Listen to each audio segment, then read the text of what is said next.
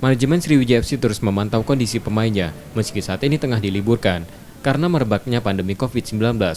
Manajemen meminta pemainnya tetap menjaga kondisi fisik agar tetap bisa kembali merumput. Selain itu, Sriwijaya FC juga mengantisipasi pengaturan ulang jadwal pertandingan jika kompetisi kembali bergulir. Saya pikir akan terjadi jadwal baru melihat kondisi seperti ini. Apakah menguntungkan tim kita atau tidak?